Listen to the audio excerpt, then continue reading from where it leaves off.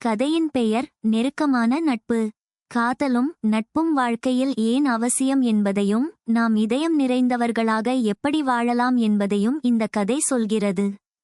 தர்ஷன் மற்றும் தியாகு சிறிய குழந்தைகளாக கண்டிகை நகரில் பழக்கம். இருவரும் பள்ளியில் ஒன்றாக கூட்டமாக நடந்தார்கள். தர்ஷன் மிகவும் புத்திசாலி, தியாகு மிகவும் விளையாட்டுக்காரர். இருந்தாலும் அவர்களின் நட்பு அதிவேகமாக வலுவாயிற்று. ஒரு நாள் அவர்கள் ஒரு புதிய தோழி சந்திக்கிறார்கள். அவள் பெயர் மேகனா. மேகனா அழகான, அறிவாளியான பெண். அவளது உதவியால் அவர்கள் இருவரும் மேலும் அன்புடன் இணைந்தனர். தர்ஷன் மேகனாவை பற்றி அன்புடன் எண்ணுவதை உணர்ந்தபோது தியாகு மெல்ல மெல்ல தனிப்பட்ட இழப்பில் இருப்பதாக கருதினான். ஆனால் அவள் வருகை அவர் இருவருக்கும் மகிழ்ச்சியாக இருக்குமென எதிர்பார்த்தார்.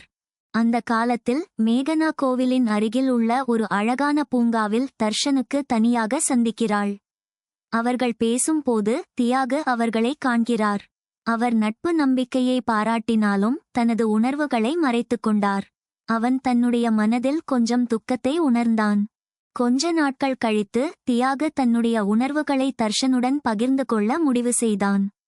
தர்ஷன் தனது உணர்வுகளை நேர்மையாக பகிர்ந்து கொண்டான். மேகனாவை வாழ்வின் துணைவியாக ஆவதைக் காண அன்புடன் ஒப்புக்கொண்டான். ஆனால் அவர் தியாகுவுக்கு நட்பில் மாற்றம் வர வேண்டாம் என்பதையும் அவர் சிரமத்தில் உதவ முடியும் என உறுதியாக சொன்னார். தர்ஷன், தியாகு மற்றும் மேகனா மூவரும் புதிய தொடர்பை அமைப்பதில் வெற்றியடைந்தனர். அவர்கள் அனைத்தையும் ஒன்றாக பகிர்ந்து கொள்ள முற்பட்டார்கள். இப்பொழுது அதீத பந்தத்தில் அவர்கள் கனவுகளை சிருஷ்டிக்கும், வெற்றியை பகிர்ந்து கொள்ளும், ஒற்றுமையுடன் வாழ்வதை அனுபவிக்கின்றனர். அன்பும் நட்பும் இதயங்களை இணைக்கும் என்ற நல்லறிவு ஊட்டும் கதை இது.